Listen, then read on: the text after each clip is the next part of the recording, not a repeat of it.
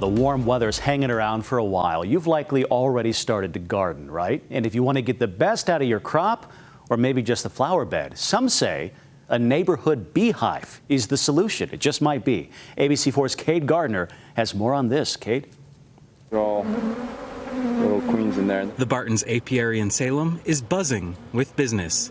Beekeepers box up bees after breeding new queens. Intensive process to breed queens. Garrett Barton owns Barton Bees. His dad owns Bee Magic. I just got him involved, got him excited about it. Together, they help others catch the bug by becoming backyard beekeepers. I can split a hive usually about 6 ways. After renting their bees to almond and fruit growers in California over winter. The beauty of going to those big pollinations is they come back really big and strong. They bring the hives back to Utah to split them and sell them as starters for backyard beekeepers. Garrett Barton says each hive can be split in 2 ways. I can pull what's called a package, which is 3 pounds of bees and a queen. And I can usually pull 1.5 off of a hive. This is one of those packages. The question is, why is a queen, which is seen here with the elongated abdomen and black spot on her thorax, sold with 3 pounds of bees? What it is a man-made swarm. He says they're recreating what already happens in nature when a new queen causes a hive to swarm. It's something you may have seen before. The old queen will go with them, half the hive takes off and they land in just kind of like a basketball shape usually in a tree, and you can go and catch those. This is the second way they split a hive. A nukes, which is short for nucleus of a hive. I go into the center of the hive and pull out 5 frames, which has brood on it, and then resources.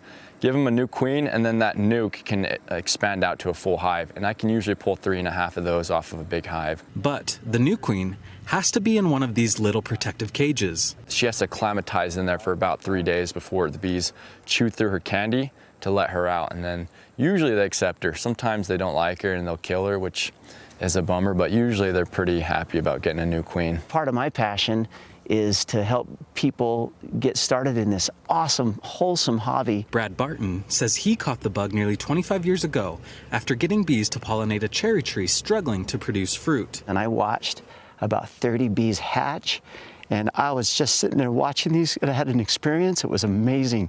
These little bees would poke their head out, and their sisters would come along and touch probuses and feed them and say, "Come on, little sister, you got this." And I reached up to wipe the tears, and I realized I am hooked. Now they help others catch the bug. We've got to have more beekeepers. A third of the calories consumed by humans is a direct result of the western honeybee. One of the Beehive State's youngest beekeepers caught the bug after seeing a hive on a field trip. And I just really liked just hanging out with bees and like getting honey from them.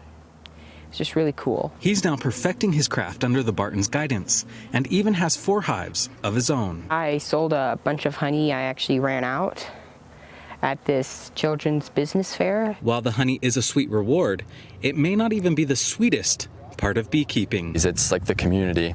I meet like more liberal hippie types that keep bees for like the environmental aspects, and then I meet people that are like on the more conservative end that are doing it for like the food storage.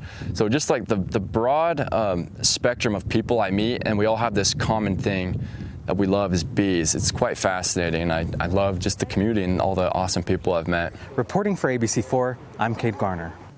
Thanks, Cade. Now, not counting the new beehives the Bartons sell, the father-son duo maintains 550 hives all across our state.